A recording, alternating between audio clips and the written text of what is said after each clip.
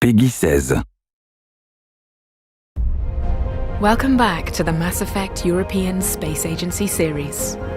This last episode will take us to the final destination of our journey. In Mass Effect Andromeda, your mission is to explore potentially habitable exoplanets and find out if one of these golden worlds is a safe harbor for humanity. Planets that are potentially habitable for human beings, of course, need to have water. And more specifically, water in liquid form. Well, ideally, it would be similar to Earth. So it would have an atmosphere with oxygen that we can breathe. And it would have a mass that allows us to have more or less like 1G, like the same gravity that we have here on Earth. Within the Helios cluster, there are 7 golden worlds to explore.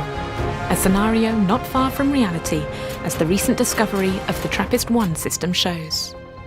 There are 7 together around one star, and this of course makes it very exciting to look into that specific area. But there are many more planets that we know of today that are actually in the habitable zone and that are rocky planets.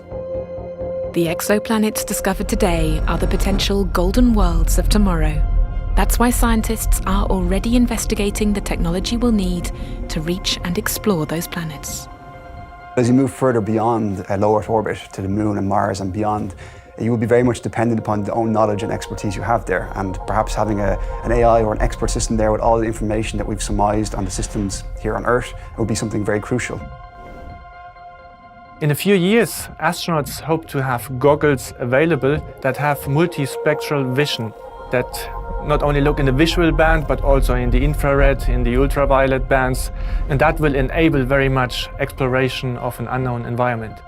As a first step towards exploring new worlds, ESA's Spaceship EAC project is working on solutions to establish the first research outpost on the Moon by the year 2030, with habitats 3D printed from lunar sand. It's a permanent satellite that orbits Earth. It has a number of unique advantages. It potentially may also have resources there that could be useful for fueling spacecraft. What we really want to use the Moon for is a kind of a testing area where we can develop the technologies and the operational concepts that we will need to survive on planetary surfaces.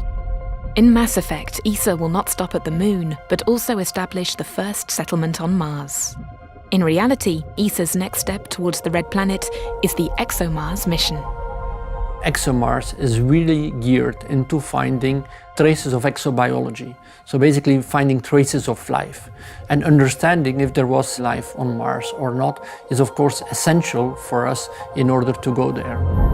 When one day we set foot on another planet and meet another life form, we will be the aliens, and we will have to make sure to only represent the best of humanity. That is our true destination. I think it would be a fantastic opportunity for us to meet other life forms, to explain our culture, to explain our history, and then just to know that we're not the only species existing in the universe.